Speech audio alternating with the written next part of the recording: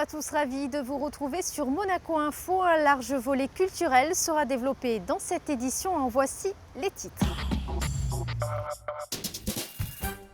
Nous commencerons ce journal avec la première édition du forum Son Excellence Italie qui s'est déroulé ce week-end. Nous vous présenterons le MUMO, un musée mobile qui a fait étape en Principauté. Nous prendrons ensuite la direction du Théâtre des Muses pour y découvrir une comédie romantique. Et nous terminerons comme chaque lundi avec votre rendez-vous sport en fin de journal. Direction le Grimaldi Forum qui a accueilli la première édition du forum Son Excellence Italie. Durant 3 jours, des ateliers et des conférences étaient organisés afin de permettre aux professionnels de mettre en avant le Made in Italy. Je vous propose d'écouter à ce sujet l'ambassadeur d'Italie à Monaco au micro d'Alexandra Pani. Monaco, qui est une plateforme internationale, devient le siège du Forum international du Made in Italy pour 3 jours. C'est-à-dire sont des séances plein air, workshops, séminaires, où des grands relateurs, entrepreneurs, personnalités du milieu économique et entrepreneurial présenteront les différents sujets liés à la globalisation qui est liée au concept de Made in Italy et à les moyens et aux stratégies pour aider les entreprises à faire face au marché mondial. Ils sont des participants qui viennent de toute l'Italie, grandes entreprises, moyennes et petites entreprises, tout à très haut niveau et qui sont partis de plusieurs secteurs comme l'innovation, l'internationalisation, l'agroalimentaire, le tourisme, la mode. Il y a des grands stylistes qui sont présents, le pharmaceutique, la chimie, l'immobilier, les constructions, un peu plus le secteur de l'activité économique qui regardent, qui ont le but d'entrer plus dans un réseau des marchés internationaux.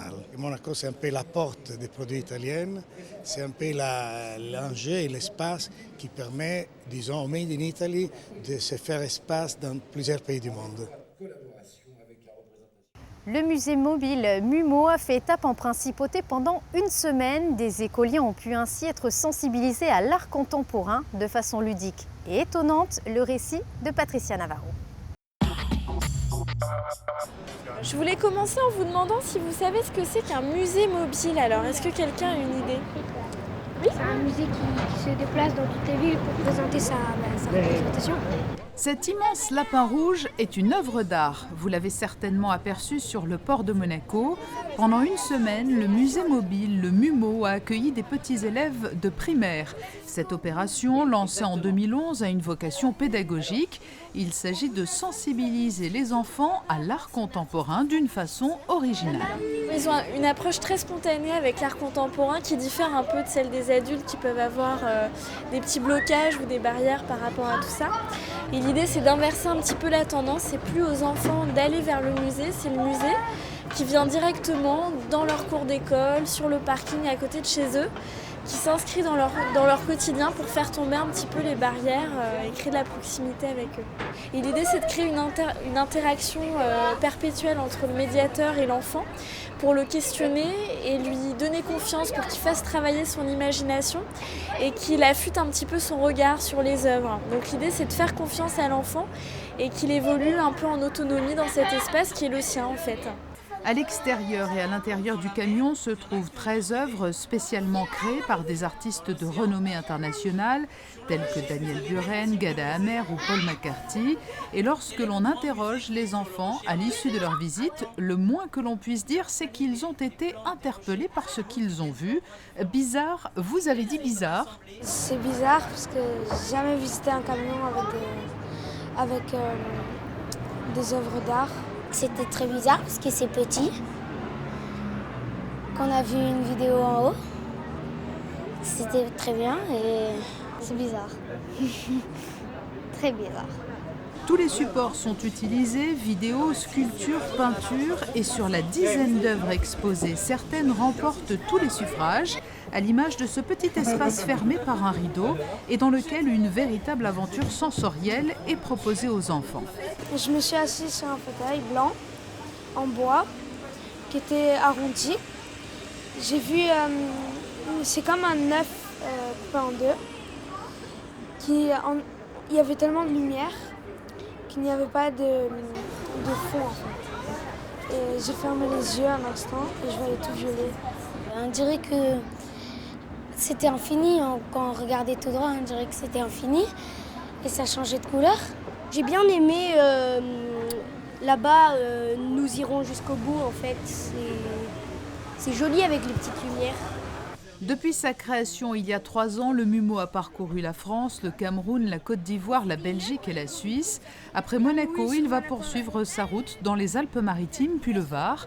Les élèves de la Principauté qui ont visité ce musée mobile vont quant à eux continuer leur initiation à l'art moderne en se rendant au nouveau musée national où est actuellement exposée une œuvre de John Baldessari, cet artiste qui a lui aussi participé à l'aventure MUMO. Le Théâtre des Muses vous donne rendez-vous cette semaine pour y découvrir une comédie romantique. Il s'agit de la pièce Faisons un rêve de Sacha Guitry. Les représentations débutent dès jeudi et ce jusqu'au dimanche 23 mars. Un reportage de Cyrielle Daguenot.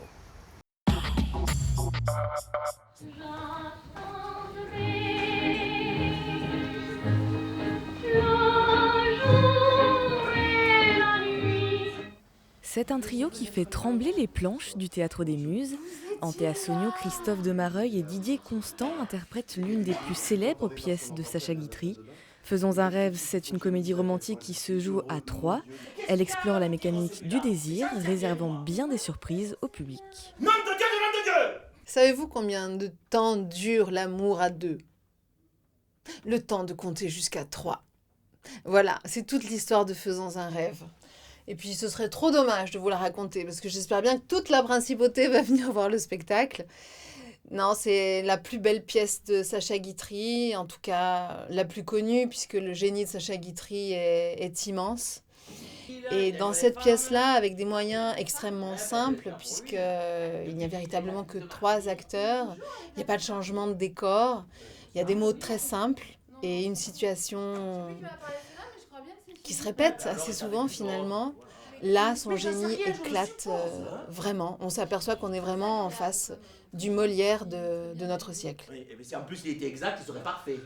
Oh, est-ce que tu peux être turbulent, mon Dieu? Mais qu'est-ce que ça peut bien te faire d'attendre 5 ou 6 minutes? J'aime chacune de ses paroles, j'aime tous ses points de vue, j'aime son humour. Il y a beaucoup de gens qui disent qu'il est misogyne, et pour moi, c'est faux. C'est un grand amoureux de la femme.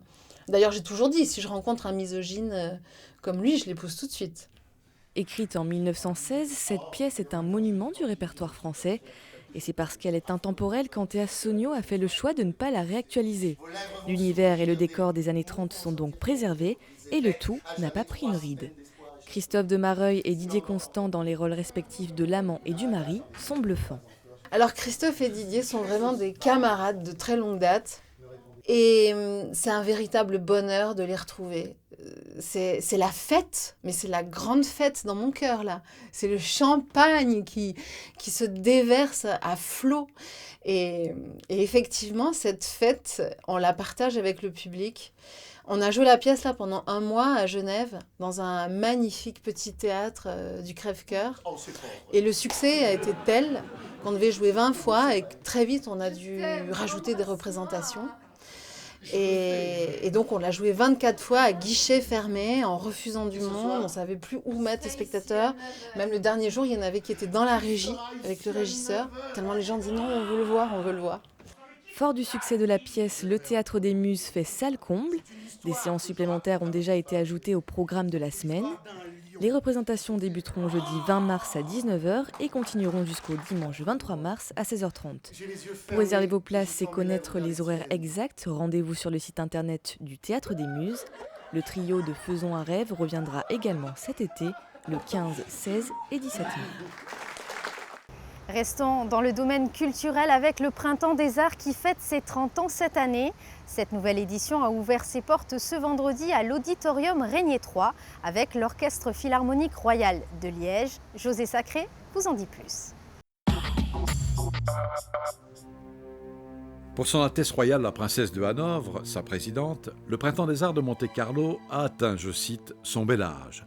Ce festival, devenu familier, a su se rendre indispensable. Indispensable car il perpétue la mémoire de la princesse Grace qui, au début des années 80, avait rêvé ce rendez-vous comme pouvant être un haut lieu de culture, fait de rencontres et de fêtes partagées. Pour le concert d'ouverture de cette 30e édition, Marc Monet, le directeur artistique du Printemps des Arts, avait invité l'Orchestre Philharmonique Royal de Liège, 100 musiciens sous la direction de leur chef, le Viennois Christian Arming.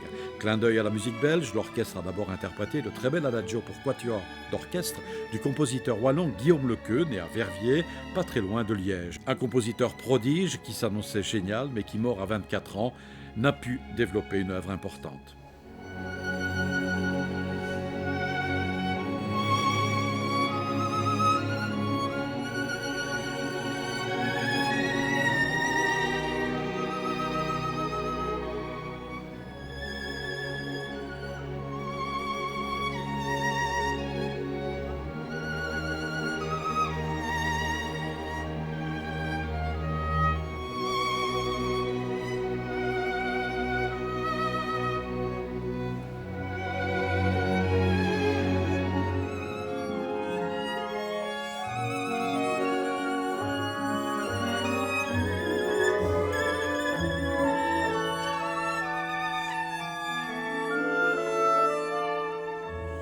Lorenzo Gatto, jeune violoniste belge de 27 ans, était le soliste du très beau concerto pour violon d'Alexandre Glazunov, avant que n'éclate dans la salle Kreisberg de l'auditorium Régnier 3 la puissance de la symphonie numéro 2 d'Alexandre Scriabine, un compositeur russe à qui le Printemps des Arts cette année consacre un portrait.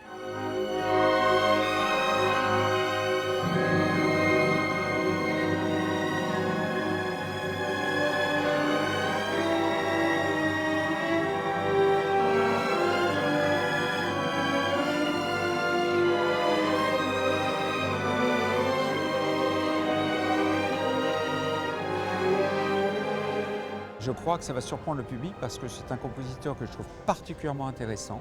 D'abord, c'est un langage qui est très atypique. C'est un monsieur atypique, de toute façon. C'est quelqu'un d'assez mystique. On le verra dans la symphonie avec les lumières que nous donnerons au Grimaldi.